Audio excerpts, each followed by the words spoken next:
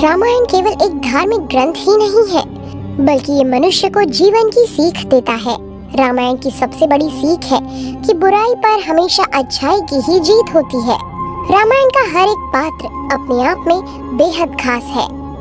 राम और रावण के बारे में तो लगभग सभी जानते हैं, लेकिन आज हम आपको रामायण के एक ऐसे अनोखे किरदार के बारे में बताने जा रहे हैं जो अपनी नींद को लेकर सबसे ज्यादा प्रसिद्ध था।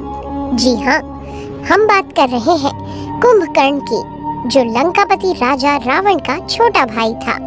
दोस्तों, आज हम आपको कुंभकर्ण से जुड़े 3 ऐसे रहस्य बताने जा रहे हैं जिनके बारे में शायद ही आपको पता होगा।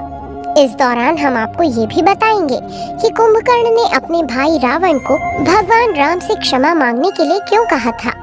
तो चलिए शुरू करते हैं। पहला रहस्य, कुंभकर्ण को सोने का वरदान कैसे मिला। कुंभकर्ण ऋषि विश्रवा और राक्षसी कैकसी का पुत्र था।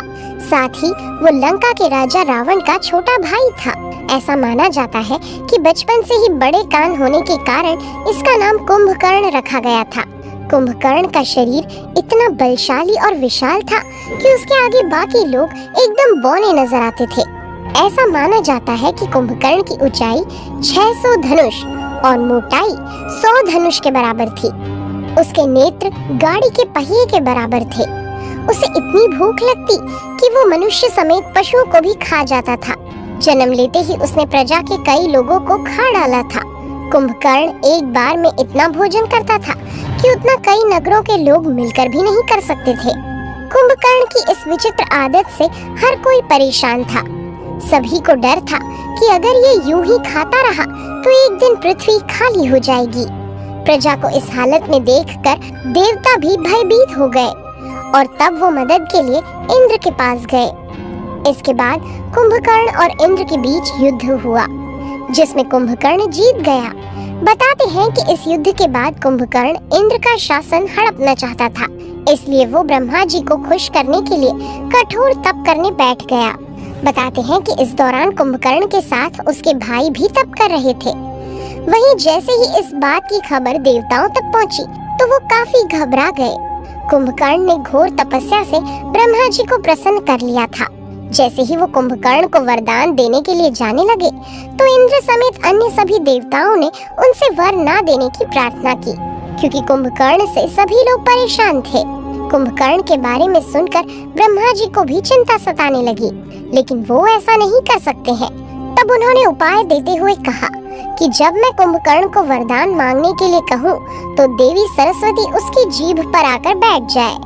सब कुछ तय होने के बाद ब्रह्मा जी ने जब कुंभकर्ण से वरदान मांगने को कहा तो कुंभकर्ण ने इंद्रासन की जगह निद्रासन का वरदान मांग लिया, जिसे ब्रह्मा जी ने पूरा कर दिया। ऐसा कहा जाता है कि जब कुंभकर्ण वरदान मांग रहा था तो देवी सरस्वती आकर उसकी जुबान पर बैठ गई, जिससे उसने इंद्रासन के बजाय निद्रासन कह दिया। बाद में जब कुंभकर्ण को इसका पश्चाताप हुआ तो उसने ब्रह्मा जी से इसे बदलने का आग्रह किया।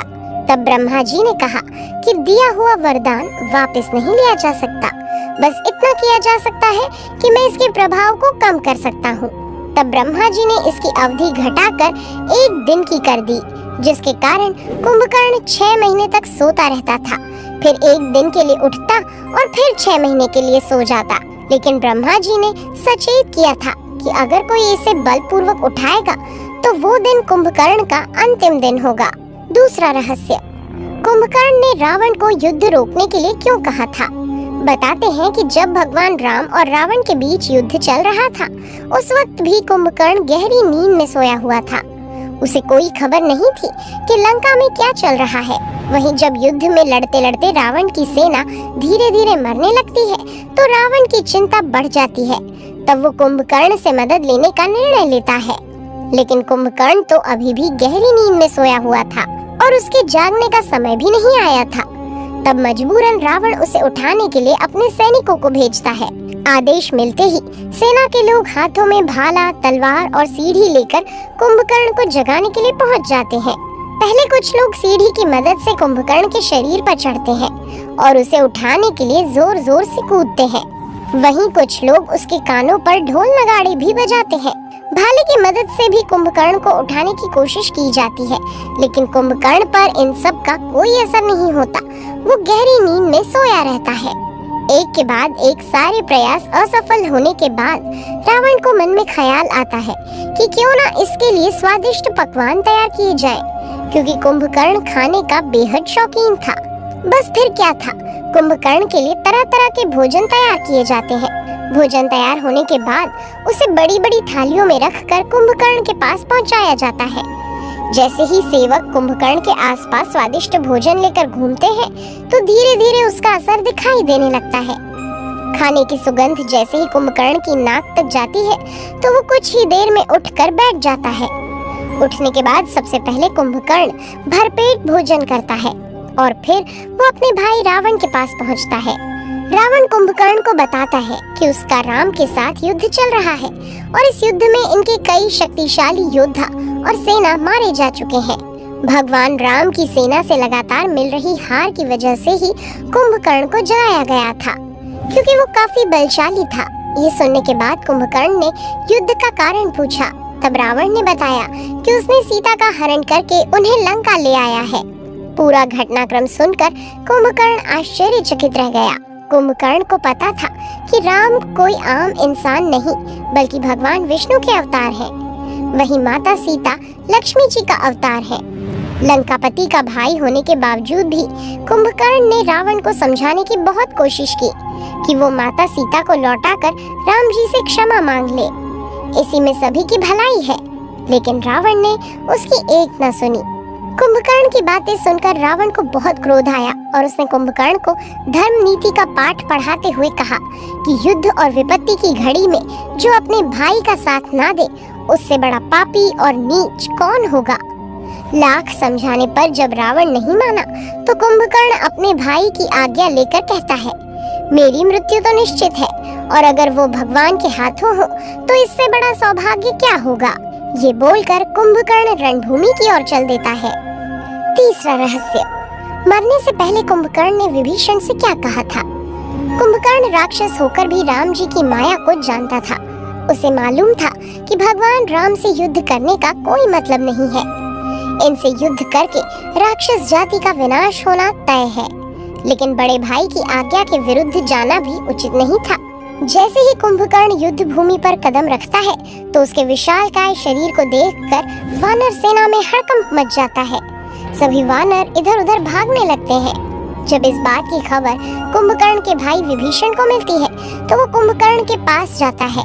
विभीषण उसे धर्म नीति समझाते हुए वापस लौटने को कहता है, लेकिन कुंभकर्ण तो अपने बड़े भाई की आज्ञा का पालन करने आया था। वो कहता है कि जो भाई कुल और देश की विषम परिस्थितियों में मुख मोड़ लेता है, उससे बड़ा नीच कौन होगा। लेकिन कुंभकर्ण अपने भाई विभीषण से कहता है कि तुम अपने धर्म का पालन करो और मैं अपने धर्म का। आखिर में कुंभकर्ण अपने भाई विभीषण से विनती करते हुए कहता है कि मैं जानता हूँ कि मेरा अंत होने वाला है और राक्षस कुल में बस तुम अकेले चिरंजीवी बचोगे, जिसको स्वयं ब्रह्मा का वरदान प्राप्त है। मेरी अंतिम इच्छा यही है कि तुम अपने वंश का अंतिम संस्कार शास्त्रों की नीति के अनुसार करो। ये सारी बातें करने के बाद कुंभकर्ण लड़ने के लिए आगे बढ़ता है और वानर सेना को अपने पैरों तले रौंदता चला जाता है।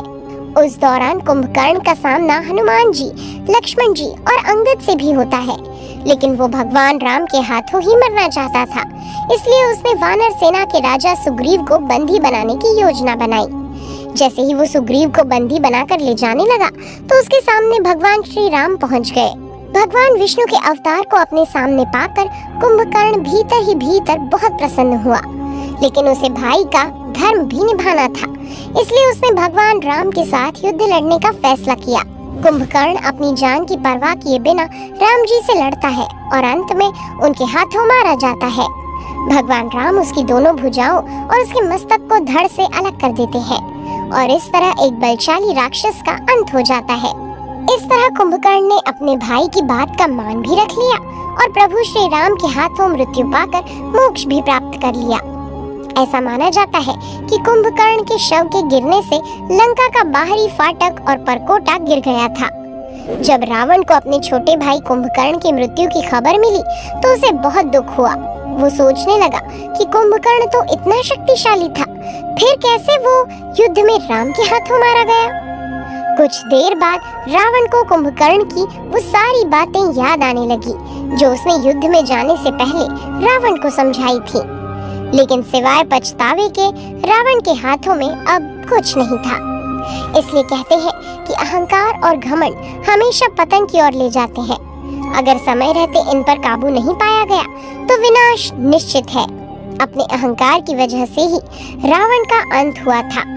उम्मीद करते हैं कि आपको ये जानकारी जरूर पसंद आई होगी। Thanks for watching.